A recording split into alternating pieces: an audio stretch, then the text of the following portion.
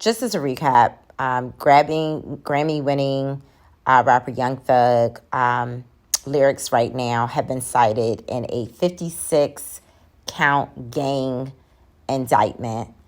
And so it is raising a debate over whether lyrics are protected free speech. And if they are protected free speech, should they be used against you in a criminal indictment? Can your lyrics be used, should be or could be used against you? This issue's been ruled on by the courts. I knew that question was coming.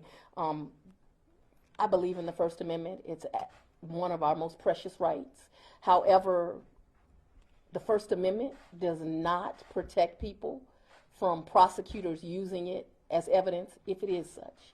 In this case, we put it as overt and predicate acts within the RICO count because we believe that's exactly what it is.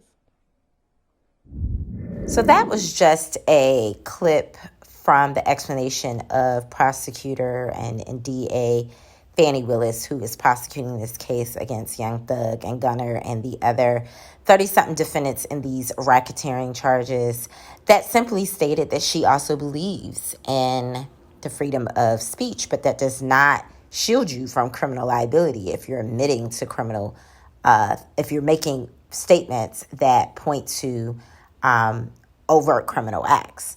And so she wants the public to understand that those two things are separate. Obviously, there are going to be people that disagree with her because they're going to view music as intellectual property, a form of expression that, a statement could be made and it may not even be true. It could be said just for the art form of it.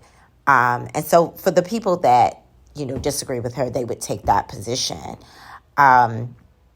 Let's jump into two of the songs where she does cite some of the lyrics to indicate that Young Thug is indeed in a gang that commits criminal activity, and then obviously alleges that some criminal acts were done basically under his leadership. So the song Slime, S.H.I.T. specifically says, F the judge, YSL, this is that mob life. So that indicates that he identifies the name of the gang and that he's a part of it. So that's evidence that he was actually in a gang. And then the lyrics from the 2018 single Anybody specifically says, I never killed anybody, but I got something to do with that body. I told them to shoot 100 rounds. Ready for war like I'm Russia. I get all type of cash. I'm a general. So it's specifically showing that he's the leader of this group and he is giving out orders for people to be killed, even if he's not actually doing the killing. The lyrics explicitly say that. And so, again, this could just be a made-up incident for the sake of the song, or it could be reflecting something that actually occurred. I think there's so much reasonable doubt as to which one it could be. And furthermore, playing devil's advocate, I would argue if I was Young Thug's lawyer that lyrics are written by more than one person. And so if you're going to drag Young Thug in, you probably have to drag in the team of writers that maybe helped assist with this song.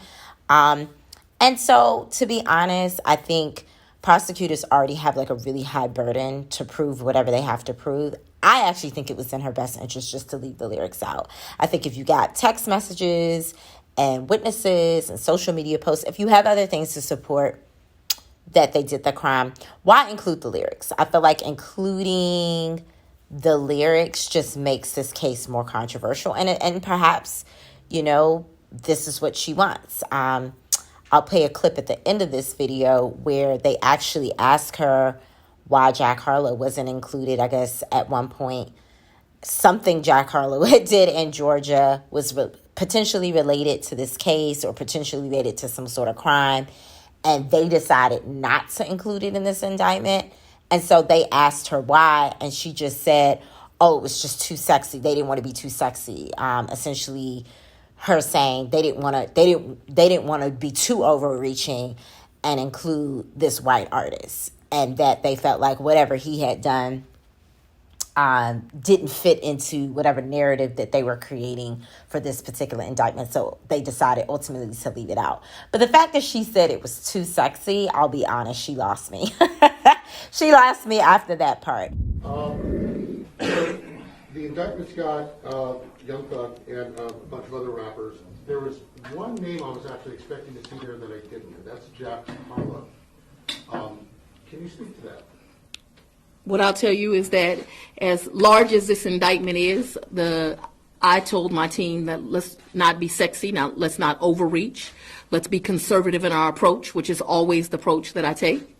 And in taking that approach, 28 defendants were indicted, and they were indicted for the crimes that I believe were appropriate for this RICO indictment.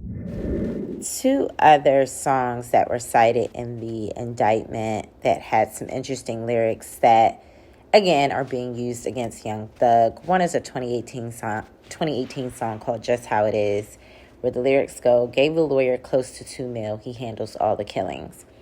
And in 2020, they cite another song called Ticket to Trial, where the lyrics go, for slimes, you know I kill, trial, I done beat it twice, state, I'm undefeated, like feds came and snatched me. So there are a total of 9 different songs where lyrics are being pulled from for this indictment from 2014 to 2021. Again, I think any defense lawyer worth any money would easily argue that, how can you charge anyone, let alone one rapper, as it relates to things that are mentioned in lyrics when lyrics are not necessarily always written by one person. And so it should be interesting to see how this continues to pan itself out.